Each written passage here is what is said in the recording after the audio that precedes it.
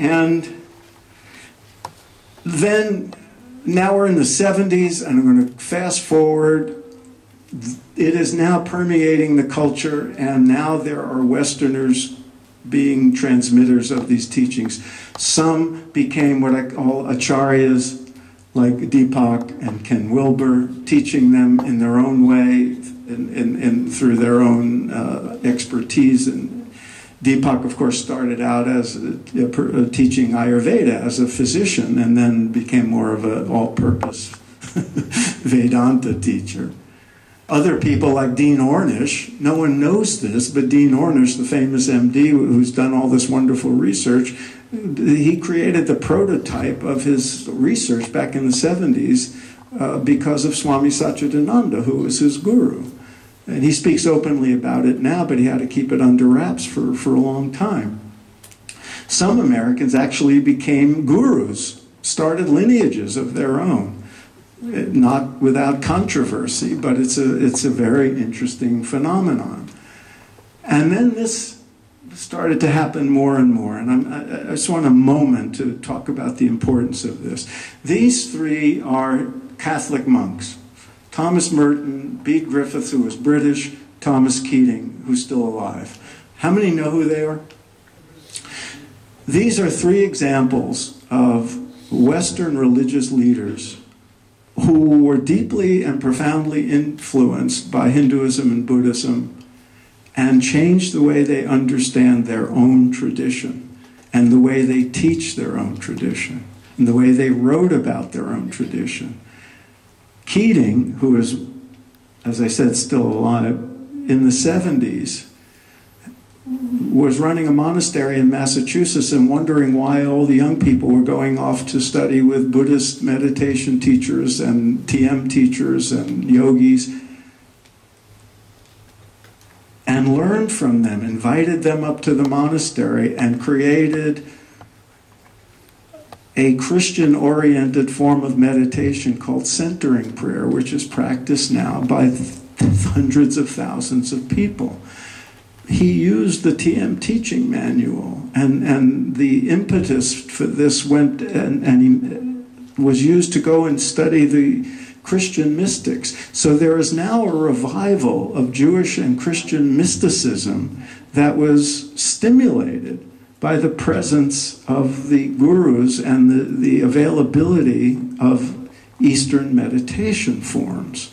There are now, if you Google Jewish meditation, you will see rabbis and Jewish scholars teaching meditation forms, substituting Sanskrit, Hebrew for the Sanskrit. There's even a kirtan rabbi.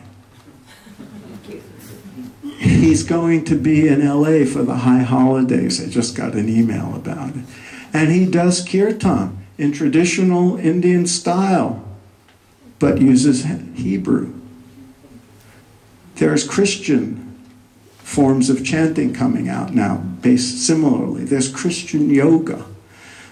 And more important, millions upon millions of ordinary Christians and Jews, and probably, as time goes on, Muslims, are rediscovering through India and India's teachings their own mystical history and their own mystical practices, finding their way back to their own religion through India, and essentially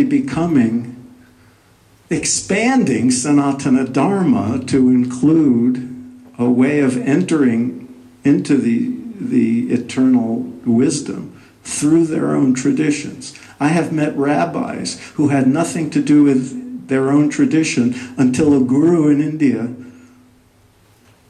said, oh, you should look into your own religious past. I have met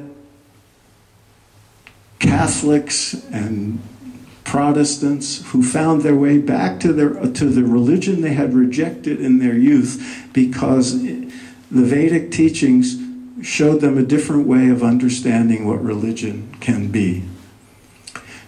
You know this phenomenon of being spiritual but not religious? That's another piece of this. It would be unthinkable without the technologies an understanding of what spirituality can be that came to us from India. And of course, we'll just have to rush through this. There are new gurus who started coming in the 80s, one of whom, Sadhguru, will be here. I saw a sign for him. He will be in Long Beach in October. And Kirtan. Do you know that next week, how many know Bhakti Fest is next week? Out in Joshua Tree next weekend for 3 or 4 days, there'll probably be 5,000 people, mostly young, at a Kirtan festival. This is like the Woodstock of Kirtan. This is the 3rd year going. It's all Kirtan and yoga. Who would have dreamed of this? This is an amazing phenomenon. These are the sort of superstars of Kirtan now, 2 of whom studied with Ram Dass's same guru. And there's even hip-hop now. How many know MC Yogi? You got it. We don't have time to play a song, but Google MC Yogi. He's a young yoga teacher who's a hip-hop artist, and he made an album called Elephant Power. It's hip-hop Puranas. He tells the story of Hanuman. He tells the story of Ganesha. He tells, he has a song about Gandhi. He has a song about Shiva. I mean, it's all in hip-hop style. May not be your kind of music, but listen, it's really, really interesting.